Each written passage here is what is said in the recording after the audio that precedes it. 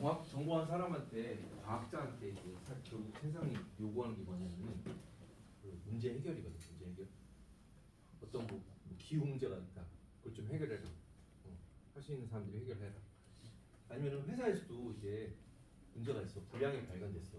그러면은 그걸 이제 월급 받고 있는 엔지니어도 그걸 해결을 해야 돼. 해결 문제를 가만히 이제 서로 그냥 쉬쉬 하면서 지나갈 수도 있거든. 근데 누군가는 이제 문제 제기를 하고 이제 본인이 스스로 문제를 찾아가지고 할 수도 있어요. 아니면은 부서장이나 높은 사람이 숙제 문제를 던져줘. 그럴 수도 있어. 그 어디선가 튀어나오는 거지. 그러니까 이제 그거를 이제 찾아내는 게 이제 보는 눈이야. 예, 그 전에 봤을 때는 뭐 그냥 그대로 돌아가면 되지 않을까 그랬는데 전 똑똑한 사람 와서 봤더니 우리 이제 회사 이제 공정 장중에서 여기에서 지금 마틀렉이 걸린다. 이걸 해결하면은 시간당 생산성이 확 올라간다. 그걸 이제 그냥 모르고 그냥 할 수 있는데 누군가 발견할 수 있잖아.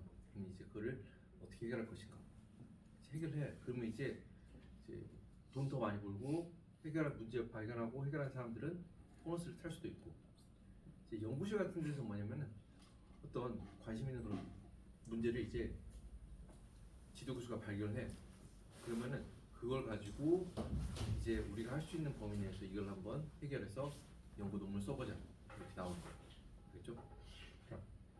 어떤 문제가 주어진다. 그러면 이제 어디서부터 이제 처음 시작점을 우리가 정해야 될 거 아니야. 우리 고객사에서 예를 들어서 아까 뭐 A라는 반도체에다 B를 섞었다 그랬잖아. 근데 A라는 반도체를 가지고 우리가 A라는 그 LED를 가지고 우리가 이제 전광판을 만들었어요. 그런데 그 고객사에서 우리 지금 전체 여기 하는데 이 LED 안에 보니까 B라는 게 조금 섞여 있더라. 근데 우리는 B를 가지고 B라는 성분이 섞여 있으면은 해외 수출을 못한다. 통제를 받는다. 내지는 B라는 걸 잘 쓰고 있었는데 B라는 거의 가격이 어떤 전쟁으로 인해서 가격이 너무 급격하게 올라갈 수가 있어. 그러면 그걸 이제 B를 대체할 다른 물질을 찾아야 돼. B를 찾아야 돼. C를 해가지고 다른 걸 찾아야 돼. 자, 그래서 그러면은 앞에서 봤을 때 우리 그거는 이제 과학적 특성 또는 정기적 특성이랑 좀 관련이 있어요. 빛나고 뭐 그러는 거는 사실은 기계적 특성이 아니잖아. 열적 특성이 아니잖아. 다른 걸로 이제 바꿔서 이제 그 원래 쓰던 것만큼 이제 빛을 내야 되는 거니까. 자, 그런 거를 확인합니다. 그래서 그러면 이제 그 문제를 해결하려면은 우리가 B를 못 쓰면은 B를 대체할 수 있는 다른 걸 이제 뭘 써야 되겠냐? 다른 걸 쓸 수 있어도 그것도 이제 수입하기가 너무 힘들다. 아니면 그걸 할 수 있는데 그건 더 비싸다. 아니면 별로 싸지 않은데 우리가 지금 거래처가 없다. 뭐 그럴 수가 있잖아요. 그런 것 중에서 이제 우리가 그러면은 거래처가 없어도 뚫고 나오면 어떤 거는 C를 우리가 구해올 수 있습니다. 아니면 C 말고도 D, E. 그러니까 어떤 주기율표에서 뭐 이 같은 쪽에 있는 걸 쓰면 그 특성이 뭐 비슷하게 나온 것 같습니다. 그러면은 우리가 그 중에서 이제 후보 물질을 이제 선정을 해봐야겠죠. 그래서 그걸 가지고 후보 물질 선정한 다음에 우리가 정해진 공정 프로세스를 한번 만들어보고 체크하는 거예요. 그래서 이제 기존의 거랑 이제 비교를 해보는 거죠. 기존에 B 좀 섞여 있던 게 무슨 레퍼런스 그런 조건이 되겠죠. 무슨 말인지 알겠죠? 근데 이게 문제는 뭐냐면은 만약에 후보군이 B를 대체할 후보군이 C, D 두 개였어. 그러면은 두 개만 테스트 해보면 되잖아. 그래가지고 거기서 좀 바꿔보거나 하면 되잖아. 근데 문제는 뭐냐면 후보군이 10,000가지, 후보군이 100,000가지. 그럼 어떻게 할 거야? 10,000명 고용해가지고 그 샘플 다 만들어 볼 거야? 그럴 수 없죠. 그래가지고 또 이럴 수도 있어요. 어떤 거래처에서 우리가 B를 대체할 수 있는 것들을 이만큼 만들 수 있습니다. 그래서 다 주는데 그걸 다 해볼 수 있는 거 아니에요? 그랬을 때는 어떻게 하겠어요? 그걸 일일이 다 해보기 전에 기존에 이런 백데이터를 가지고 시뮬레이션 같은 걸 해봐야겠죠. 그리고 나의 단점은 시뮬레이션이나 코딩 이런 거를 못해. 그런 거 잘하는 학생 대단해. 근데 만약에 회사에 갔는데 지금 같은 상황인데 그러면은 이거를 10,000가지 물질 어떻게 다 테스트해 볼 수 있겠어. 근데 10,000가지 물질에 보면은 각각 물질별 보면은 뭐 녹는 점이 어떻고 끓는 점이 어떻고 어떤 특성들이 다 있다 그래봐. 그럼 이제 그걸 다 데이터베이스화 해가지고 머신러닝을 돌려볼 수 있어. 그 10,000가지 중에서 가장 유력한 후보군이 10개 나온다. 그럼 다른 거보다 그 10개 먼저 테스트 해보는 게 맞는 얘기겠죠. 맞는 접근 방법이겠죠. 그래서 여러분들 이제 제가 코딩하고 그런 거에 능숙하다 그러면은 여러분들 이쪽 하면서도 길이 계속 있습니다. 그렇죠? 그래서 어떤 조건을 이제 병행해가지고 특성해가지고 이제 기존에 B 조금 섞었던 그거만큼 이제 특성이 나왔어요. 그러면 이제 고객사한테 다시 이제 얘기를 해주고 그게 이제 원래 기존에 팔던 거만큼의 신뢰성이 나오나 그런 거까지 쭉 했는데 괜찮다. 불을 켜놓고 10만 시간 있어도 50만 시간 있어도 휘도가 확 떨어지지 않고 똑같을 수는 없거든. 처음부터 처음 날 것이 10만 시간 테스트를 했는데 정해진 그런 레퍼런스 툴이 있어요. 그런 했는데 한 90%까지 버틴다. 그러면은 그 이제 믿을 수 있는 그런 제품이 되는 거거든. 이렇게 해서 이제 주는 거예요. 알겠죠? 그런 식으로 여러분들이 나중에 공학자, 과학자 이제 역할을 할 수가 있을 거예요. 재료의 종류 그래가지고 몇 가지 이렇게 써놔봤는데요. 이거는 진짜 그냥 2학년 학생들을 대상으로 소재는 이러이러한 것들이 있다라고 그냥 간단히 얘기하려고 첫 주에 얘기하는 거지. 그 재료의 종류가 이것만 있는 게 아니에요. 종류라는 건 나눌 때 어떤 기준에 따라 나누잖아요. 그런 거 할 때 그 기준에 따라서요 엄청나게 많이 들어가 있어요. 그래서 그냥 일부만 이렇게 써봤습니다. 예를 들어서 금속, 세라믹, 컴포지, 복합 재료, 스마트 재료, 보분자 재료, 나노 재료 이렇게 한번 나눠봤어요. 주기율표에서 아까 보면은 밀리족 쪽에 여러분들 금속이 다 몰려 있죠. 그리고 다시 보자. 여기는 거의 다 금속이고요. 그리고 이쪽에 있는 파란색 이거는 뭐예요? 그리고 뭐라죠? 이거는 천이 금속, 트랜지션 메탈. 저기 이쪽이 이제 금속이 아니죠. 자, 이런 거를 우리가 다 가지고 금속 재료로 하는데요. 한 가지 성분만 있을 수도 있고요. 철. 근데 한 가지만으로 우리가 뭘 쓰는 경우는요 사실은 흔치가 않아요. 오히려 A에다가 B를 소량 섞거나 C를 소량 섞거나 아니면 A, B, C, D 여러 가지를 막 섞어놨거든요. 자, 그런 거 한 이유가 뭐예요? 왜 섞어? 왜? 그냥 쓰지. 심지어 여러분들 이제 여러분들 그 요즘 금값이 진짜 금값이잖아요. 여러분들 24K, 18K 할 때도 그것도 이제 순금이 아닌 거 알죠, 여러분들?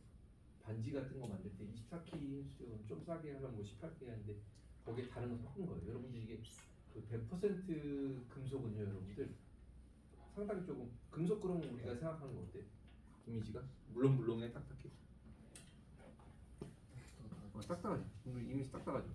근데 순금속 있잖아요. 그냥 100% 하나만으로 이루어지는 거. 그것들은요 의외로 좀 꾹 누르면요 물러요. 그래서 100%금 같은 건 이런 거 꾹 찌르면 자국 생겨. 은도 마찬가지. 그래서 거기에 이제 다른 걸 좀 섞어줘야지 그게 변형이 안 되고 그래요. 여러분들 이제 재료과학 그런 걸 보면 이제 배우면 이제 전위 그래갖고 디스로케이션.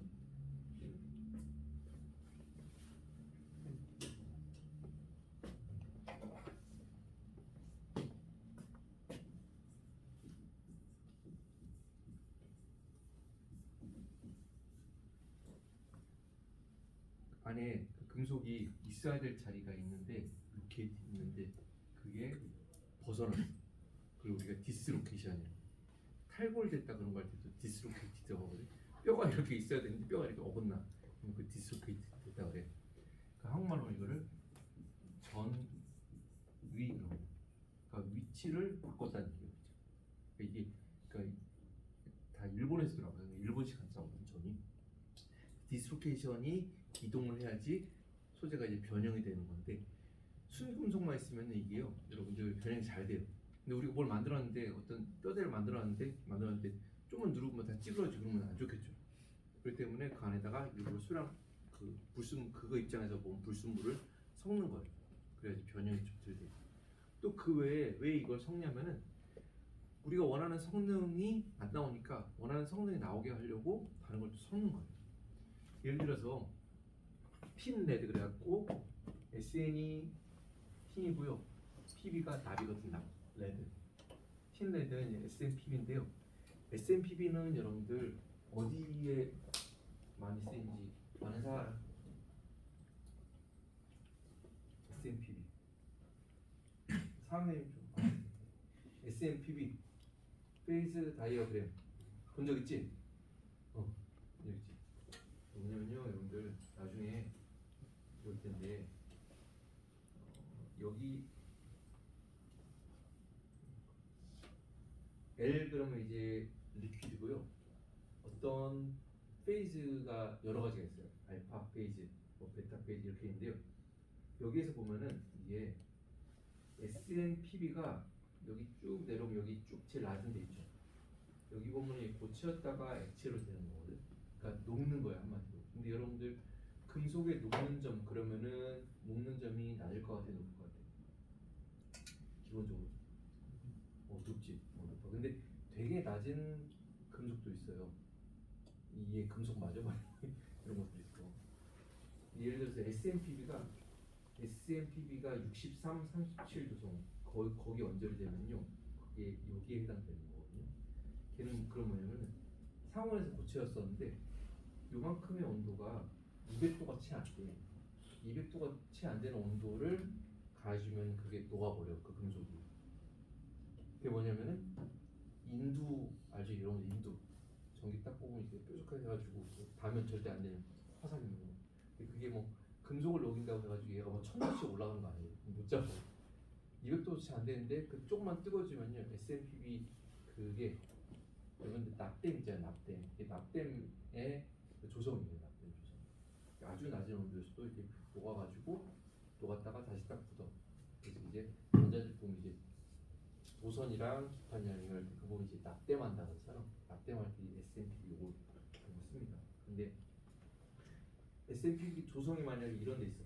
그러면은 녹는 점이 되게 높아야 되는데 그래도 높지 않은데 63, 37 그 정도에 맞으면요, 불과 한 180도인가 그 정도 온도에서 우리가 금속 고체를 액체로 싹 녹여버릴 수가 있어요. 그렇죠? 그래서 그렇게 하려고 이런 걸 섞는다. 그러니까 우리가 원하는 특성을 얻기 위해서 원하는 특성, 어떤 특성? 기적 특성일 수도 있고 정적 특성일 수도 있고 여러 가지 특성들, 열적 특성일 수도 있고 그런 것들을 얻기 위해서 우리가 섞는 거예요. 그러니까 잘해보려고 섞는 거예요. 금속 원소는 또 이거 얘가 지워버릴 수 있어요. 금속 원소에다가 이제 비금속 원소를 이제 결합을 시킬 수 있어요. 여러분들 그래서 이게 뭐라 그러지? 이렇게 세라믹이라고 했어요. 세라믹. 금속은 종류는 정말 많지만 지구상에서 제일 흔하지만 그래도 그들이 가지고 있는 공통적인 그래서 일반적인 특징이 뭐가 있냐면 거의 대부분 결정 구조를 가지고 있습니다. 결정 구조, 크리스탈 구조라고 해가지고 안에가 내부 애톰들이 규칙적으로 이제 배열이 돼 있어. 그리고 일반적으로는 열적인 특성도 열도 잘 전달을 해. 뜨거운 국 먹을 때 이제 뭐 젓가락에 이렇게 넣고 있으면 금방 뜨거워지잖아요. 열적인 전도성이고 전기 전도성이 기본적으로는 다 그냥 다 우수한 거죠. 그리고 경우에 따라서 비정질 아모포스 메탈도 있거든요. 아모포스 메탈도 어떤 특별한 연구 분야입니다. 금속재료 있고요. 또 하나는 이 앞에 지금 1, 2, 3, 4, 5 수는 달라. 그냥 막 갖다 붙이고요. 자, 2번 고분자 재료예요. 고분자 재료는 뭐냐면요, 우리가 어떤 화합물 있으면은 일몰에 대해서 뭐 분자량이 있죠. 분자량이 뭐 32다, 뭐 18다 이런 식으로 있잖아요. 그런데 고분자 같은 경우 뭐냐면요, 얘가 기본적으로 CHO로 구성되어 있어요. 거기에다 뭐 다른 나이트로젠이 붙을 수도 있고 뭐 있는데 기본적으로는 CHO 카본, 하이드로젠, 옥시전으로 구성되어 있어요. 그래서 예를 들어서 나일론 같은 경우는 나일론 66이라고 이게 상품명인데 여기 이렇게 이렇게 꺾여 있지. 여기가 다 카본 이렇게 있습니다. 카본이 다 있으니까 거기는 그냥 이런 거 표기할 때 생략을 해. 하고 여기 산소 붙어 있고 나이트로젠, 수소 붙어 있고 이렇게 있어요. 자, 이렇게 돼 있고요. 이렇게 생긴 기본 단위가요, 계속 반복을 해요. 그러면은 카본의 원자량도 있고 산소도 원자량이 있는데 그 다 합치면 이거의 원자량이 나올 텐데 이게 N 그래가지고 여기 대괄호 해놓고 N 그랬잖아요. 이게 계속 반복되는 거예요.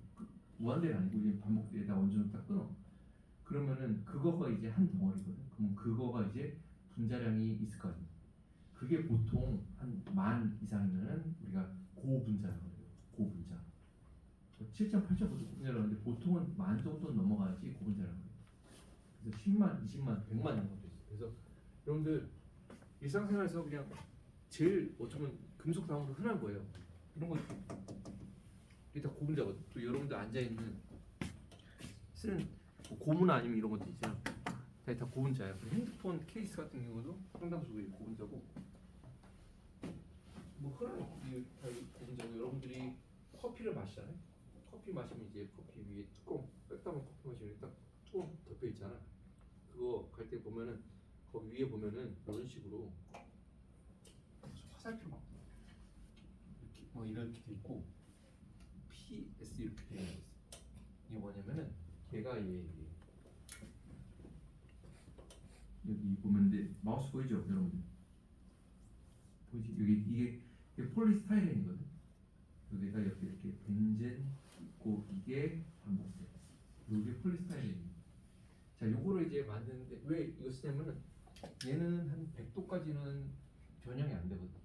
만들기도 되게 싸고 간단해요. 그래가지고 이런 걸 커피 그 일회용 커피 마시면 되고 비싼 거 쓰면 어떡하겠어. 그리고 여러분들 폴리스타이렌하고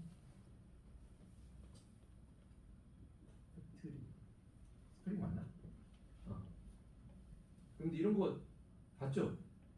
코로나 때 집안에 갇혀 있을 때 이제 뉴스에 나와서 어떤 하얀 가운 입은 사람들이 여기다 막 문지르고 왔죠.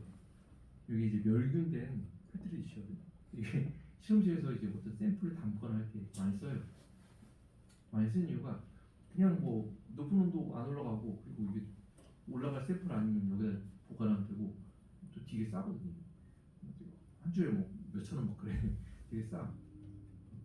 근데 이걸 만들 때 이렇게 틀을 이렇게 만드는 게 있고요. 또 하나는 거품 형태로 만들어가지고 부피가 되게 크게 만드는 게 있어요. 그거를 우리가 폴리스타이렌인데 거품 형태라고. 거품은 영어로 FOAM이잖아. FOAM. 스타이렌 폼. 그걸 우리가 한국말로는 뭐라 그래? 스티로폼. 스티로폼. 단열재로 쓰이는 게 걔도 허연 거 있잖아요, 여러분들. 그런 게 이제 이 안에 좀 내가 알기로는 이제 지금 녹화되고 있죠, 여러분. 이 안에가 이제 공기가 많이 들어가고 그러면 더 허옇게 되거든요. 그런 게 있습니다. 그런 것도 우리가 그 고분자 재료 뭐 그냥 몇 가지 예를 든 거예요. 얘는 기본적으로 분자량 크고 그런데 기본적으로 대부분 이제 크리스탈 구조가 아니에요. 결정질 구조가 아니에요. 보통 다 그냥 비결정질 구조고 결정질 구조도 있어요. 근데 거의 대부분 일반적으로는 비결정질이고 그리고 얘는 전기가 잘 안 통해요. 그냥 플라스틱이라는 거. 그냥 한마디로 고분자량은 플라스틱이야. 플라스틱 여러분들이 일상생활에서 보는. 그리고 구성한 재를 따서 강도와 연성이 필요하다. 그래서 여러분들은 그걸 당길 일이 없지만 화공과에서도 화공 재료하는 사람들 중에서는 이제 고분자 이런 거를 금속하듯이 땡기고 그런 거를 연구하는 사람들이 있어요, 여러분들. 부자가 다 그런 거 있어요. 보통은 밀도가 낮고 대부분은 좀 열에 약하다. 열에 아주 좀 가장 좀 잘 견디는 일반적으로 알려진 폴리머는 들어는 봤을 거예요. 폴리이미드라는 게 있거든요. 폴리이미드 들어봤죠? 걔는 한 350도까지도 변형이 별로 없어요. 400도는 좀 위험한데 일반 플라스틱인데 350도를 됐는데 그건 좀 되게 단단한 거거든요. 자, 그렇습니다. 스타이렌 포밍은 여러분들 클릭해서 들어가 보세요. 앞에서 봤던 스티로폴이에요, 스티로폴. 자, 또 우리가 소재 이제 재료, 세라믹 재료라는 게 있어요. 금속 플러스 비금속 원소가 화학적으로 결합된 그 재료가 세라믹 재료라고 합니다. 앞에서 지었구나. 알루미늄 옥사이드, 하프늄 옥사이드, 마그네슘 옥사이드 이런 식으로 꼭 두 개일 필요도 없고 3개, 4개일 수도 있어요. 징크 옥사이드 이런 식으로 금속에다가 비금속, 금속에다 주로 산소가 좀 많긴 한데 거의 비금속인 게 섞여 있으면 우리가 그걸 세라믹이라고 합니다. 얘는 앞에 그 안에는 거의 대부분 CHO라는 게 구성 성분에 포함이 안 되거든. 근데 앞장에서 얘기할 때 여러분들 CHO 그 이루어진 물질 우리가 유기물이라고 하죠. 유기물인데 분자량이 좀 몇백 이 정도 되는 거 우리가 그냥 그 중에서 저분자라고 하고요. 분자량이 만 이상 되는 거를 CHO가 거의 구추 성분인데 분자량이 만 이상 되는 거 우리가 그걸 고분자라고 했어요. 근데 여기에서는 CHO가 주로 세라믹의 구성 성분이 아닙니다. 의도치 않게 수소가 들어갈 수는 있거든요. 근데 저희가 일부러 집어넣은 건 아니에요. 그렇죠? CHO는 없고 다른 금속 플러스 비금속 두 가지 세 가지 네 가지 섞여 있으면 우리가 유기물이 아니라 무기물이라고 합니다. 무기물. 그래서 무기물 성공 처음 하는 겁니다. 사회 학생들은 쉽게 지금 따라오고 있죠. 인올게닉 그리고 앞에서 유기물은요 그냥 올게닉 물질이라고 합니다. 인올게닉 물질은 일반적인 그 보통의 특성이 뭐가 있냐면요 경도 하드니스가 높고요 강도도 높고 그리고 내마모성이 좋습니다. 그러니까 쉽게 얘기하면 이거예요 여러분. 유리 생각하면 유리가 그냥 쉽게 뻑뻑 긁히나? 아니면 폴리스타이렌 이런 거 있는데 내가 여기다가 막 비싼 건가? 스텐 여기는 뭐 칼로 이렇게 축축하면 이게 어떻게 되겠어? 스크래치라고 하는 거지. 마상 있겠지. 근데 유리 같은 거에도 이렇게 내가 칼로 이렇게 쏙쏙 썼다 그러고 유리가 뭐 스크래치나요? 그렇지 않죠? 여러분들 저건 이제 정도 이런 게 되게 높습니다. 좀 일반적으로. 그 얘는 또 이제 보통은 세라믹이 얘도 그 만만치 않게 이제 녹는 점이나 이런 게 되게 높아요. 그래서 금속 용광로 재료로 쓰이고 이게 막 금속을 녹여야 될 거 아니에요. 철을 이제 꼭꼭 녹이는데 그 이 용광로가 금속에 녹는 점보다 더 높아야 될 거 아니에요. 이게 녹아버리면 안 되죠. 그래서 그런 거 만들 때 많이 쓰고요. 그리고 또 어떤 뭐 단열재, 절연체로도 보통 세라믹 그런 거 많이 씁니다. 이게 우주 왕복선이잖아요. 이런 거가 이제 지구상에 들어올 때 겉에 막 이제 1000도 이상 기온 다 이제 온도가 올라가잖아. 근데 겉에 소재를 금속으로 만들어봐. 그러면 안에 우주계에서 어떻게 됐어? 그냥 타버리겠지. 멜티돼 버리겠지. 안 되겠지. 그래서 그런 온도도 견딜 수 있는 재료가 바로 세라믹 같은 거. 그렇죠? 그리고 나는 이런 큰 스케일을 보는 걸 감이 오는데 이거는 뭐냐면은 여기가 불과 수 마이크로미터. 그러니까 이게 수 마이크로미터, 이건 다 합쳐도 뭐 한 수십 마이크로미터도 안 되겠죠. 그런 사이즈인데 이게 뭐냐면은 여러분들 이제 모니터나 핸드폰 같은 데 있으면 그런 거를 무슨 볼까? 셀폰, 핸드폰이 오늘 셀폰이라고 그러거든요. 핸드폰이라고 쓰면 안 돼. 셀폰, 뭐 이미지, 픽셀. 지금 뭐 이렇게 나와? 이게 아니라 내가 불러가는 요 이미지 픽셀하고 이게 옵티컬 마이크로스코프. 왜냐면은 눈으로는 여러분들 안 보여요. 핸드폰 이렇게 보면은 눈으로 보면 이렇게 화면 보이잖아요. 카톡 온 거 이렇게. 얘를 현미경으로 보거나 아니면 여러분들 이제 모니터 같은 거 현미경으로 보면요. 그 안에 이렇게 생겼어요. 보면은 세 개의 삼원색인 레드, 그린, 블루가 해가지고 이거 하나의 픽셀을 이루고 있는 거예요. 그러니까 여기 있는 것들이 사실은 픽셀이 다 모여가지고 우리 그림이 되고 영상이 되는 거잖아요. 그게 움직이면서. 그래서 예를 들어서 요 같은 경우는 어떤 거 이제 화면 보면은 레드, 그린, 블루가 다 켜져 있으면은 그런 포인트들은 우리 눈에는 흰색으로 보여요. 흰색. 아주 작은데 우리 눈에서는 못 보는데 얘네들이 레드, 그린, 블루가 그러니까 얘네들이 간격이 불과 수 마이크로미터, 수십 마이크로미터, 수십 마이크로미터 눈으로 볼 수는 없잖아. 얘네들이 하나의 픽셀이 레드, 그린, 블루가 다 켜져 있으면 거기는 그 포인트는 우리 눈에 하얀색으로 보이는 거야. 하얀색. 레드, 그린, 블루가 다 꺼져 있으면 무슨 색? 태신이? 검정색. 그래. 검정색. 여기 다 꺼져 있죠. 그래서 이렇게. 그래서 이거는 이제 모델마다 다 달라요. 그렇죠? 이거는 요즘도 이런 걸 쓰는지 모르겠는데 레드 그린 블루인데 블루가 좀 크지. 블루가 좀 이런 거 만들 때 수명이 안 좋거든. 그래서 처음에 살 때는 괜찮은데 계속 쓰다 보면 이 블루가 수명이 안 좋아가지고 줄어들어. 그 끝까지 감안해가지고 처음에 이게 좀 크게 만들어 놓은 거야. 알겠죠? 이거 요즘 모델 이런. 자, 그렇습니다.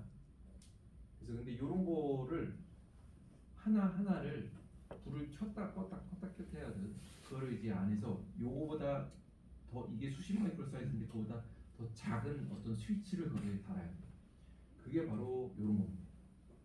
여기에다 이제 아까 불 나오는 LED 연결해가지고 거기에서 이게 저기가 통하면은 불이 켜지고 저기가 안 통하면 꺼지고 그런 역할을 하는 스위치가 이 안에 있어요. 복합재료라는 분야도 있습니다. 복합재료. 그래서 우리 과에는 복합재료 하시는 분은 없는데 뭐냐면 둘 이상의 재료로 이루어진 혼합물. 그럼 교수님 아까 알루미늄 옥사이드, 알루미늄이랑 산소, 하프륨 옥사이드, 하프륨 산소 두 가지로 이루어졌는데 그 뜻이 아니라 금속 플러스 세라믹, 금속 플러스 유기물, 세라믹 플러스 다른 유기물 이런 식으로 예를 들어서 일상생활에서 볼 수 있는 거는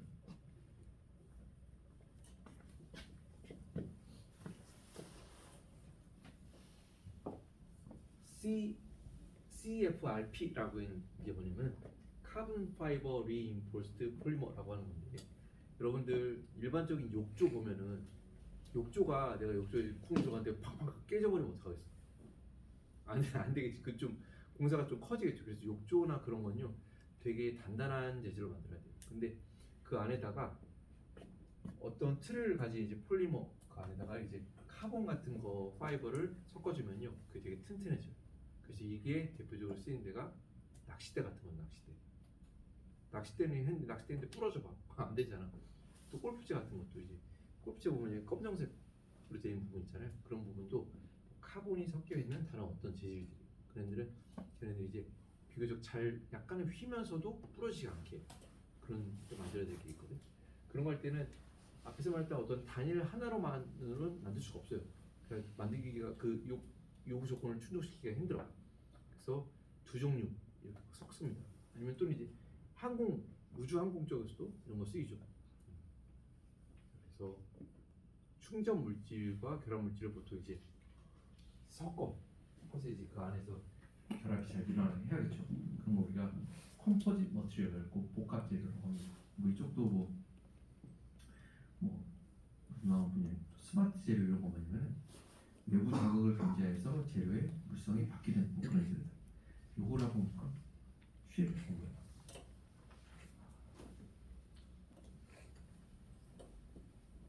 What's so special about this spring? It's made of nickel titanium, which is a shape memory alloy. Shape memory alloys are unique because they can remember their original shape after they are deformed.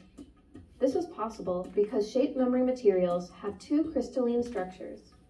Martensite is the structure at lower temperatures, and austenite is the structure at higher temperatures. When a temperature change or mechanical stress occurs, the structure changes from martensite to austenite or the other way around. When we heat this wire by dropping it in hot water, it returns to a coil as if it remembers its original shape. 원래대로 돌아가죠.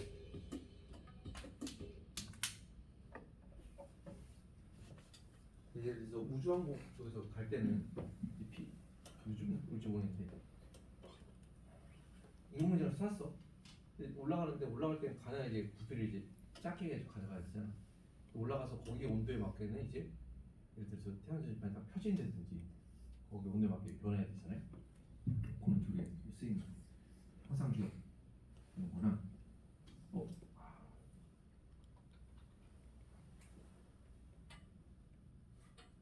어떤 한마디로 말하면 외부 자극에 의해서 물성이 바뀌는 거예요.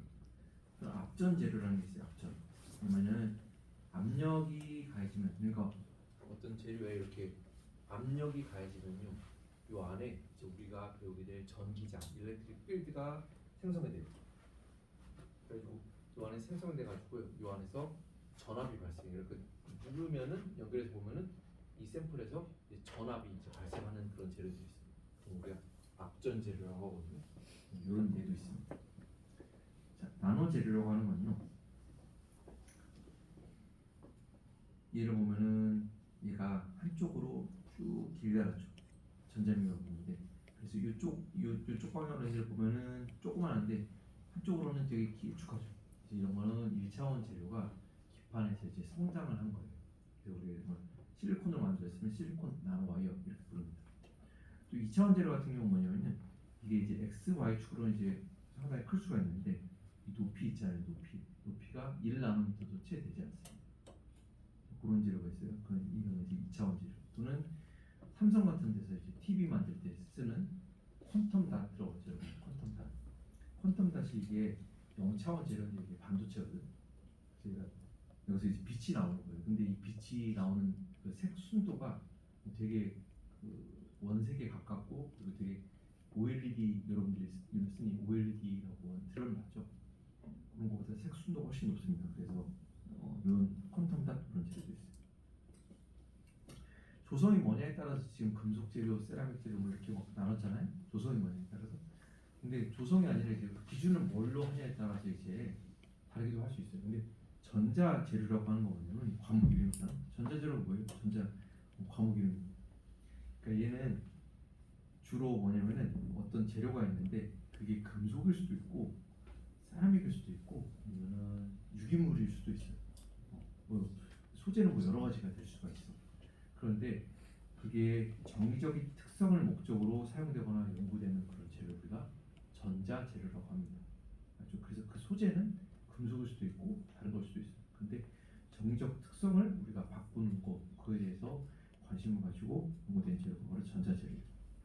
또는 이제 좀 더 범위를 넓게 보면 전자 제품이나 부품을 구성하는 재료를 우리가 전자 재료라고 합니다. 전자 재료.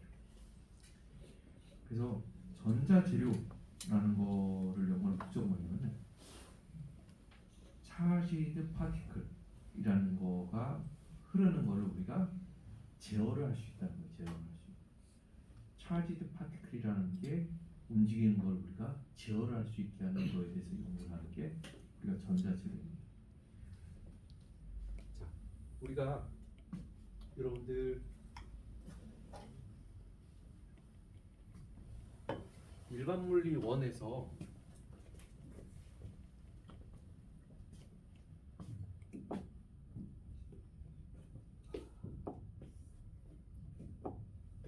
우리가 입자라는 거를 가지고 배웠어요. 예를 들어서 포물선 운동을 한다, 자유낙하 운동을 한다.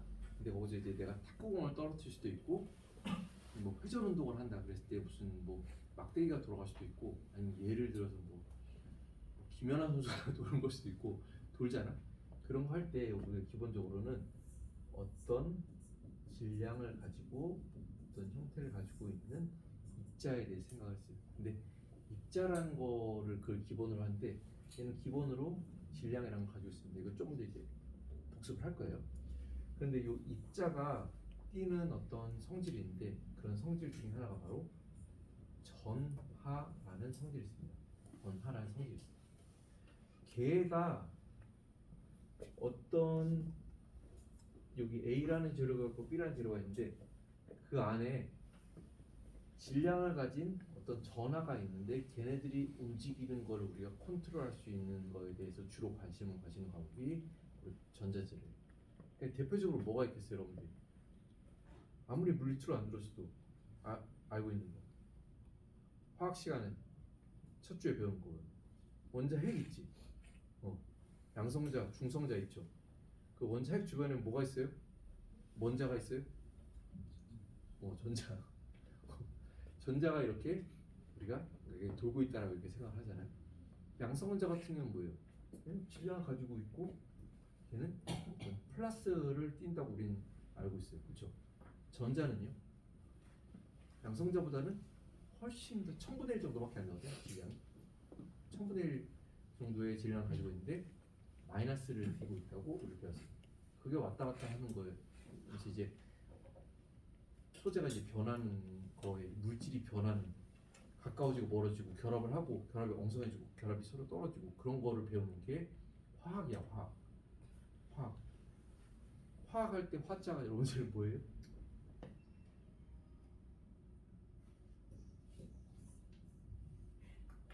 불화 아니야 여러분들. 불 가지고 실험하니까 불화학을 이렇게 이거 있잖아. 될화 변화할 때 화. 기체가 이제 변하는 거에 대해서 배우는 거 물질이 변하는 그런 게 이제 화학이야 화학.